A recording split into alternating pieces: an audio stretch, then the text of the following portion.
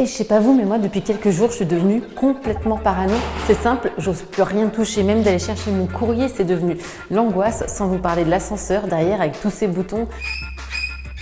En fait, tout a commencé quand j'ai reçu ce message. Oui, vous savez, celui qui explique combien de temps le virus survit dans les différentes surfaces. Alors, c'est vrai ou pas cette histoire de surface? Venez, on va vérifier.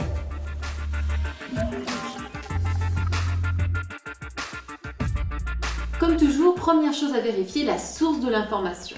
Dans ce cas, ok, on est sur du sûr puisque cette étude est tirée du Journal of Hospital Infection publié en janvier dernier.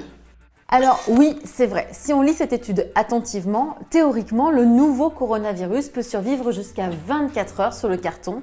Il peut survivre jusqu'à 3 jours sur le plastique et sur l'acier comme les robinets, les poignées de porte.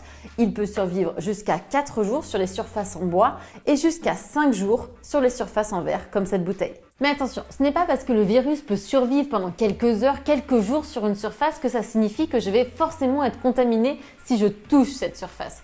Non, pour en avoir le cœur net, j'ai appelé l'inventeur du gel hydroalcoolique, le professeur Pittet. Je vous rappelle que le virus vit dans une cellule et que c'est uniquement que quand il vit dans une cellule qu'il peut se reproduire. Donc un virus ou un matériel viral dans un environnement, ça n'a aucune signification clinique pour nous. Ça veut dire par exemple que si ce virus-là est dans un petit peu de crachat ou dans un petit peu d'eau, là par contre, ça peut être dangereux. Si le virus est dans un milieu qui lui permet de continuer à survivre, voire même à se reproduire dans une cellule, là on pourrait avoir des quantités de virus qui sont significatives. Mais évidemment, si quelqu'un a craché sur une table, en général, qu'est-ce qu'on fait? Eh bien, on nettoie la table. Et en nettoyant la table, on nettoie le virus. En fait, il y a deux choses qu'il faut retenir. La première, c'est que ma peau fait barrière. Ce n'est pas parce que ma main va toucher le virus que je vais être directement contaminée. Non, il faut ensuite que ma main touche une de mes muqueuses comme la bouche, le nez ou les yeux, et là je risque l'infection. La deuxième des choses à retenir, c'est que ces études sur les surfaces ont été réalisées dans des laboratoires, dans des conditions extrêmement différentes de ce que je vis et ce que vous vivez au quotidien. Ça n'a absolument rien à voir. Vous êtes dans une espèce de cloche hermétique, si on veut en parler comme cela.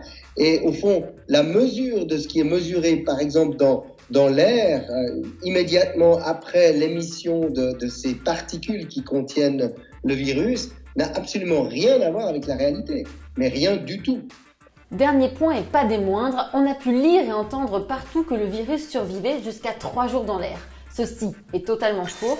Pourtant, même sur nos ondes, voici ce qu'on a pu entendre. Ça passe pas par l'air, par exemple, si on ouvre les fenêtres. Bien sûr, ça peut passer par l'air et une étude montre même que, par exemple, c'est du brouillard. Oui. Dans les petites particules du brouillard, le virus peut se glisser puis être transporté à 15 mètres à peu près. Qu'est-ce qu'il faut en penser?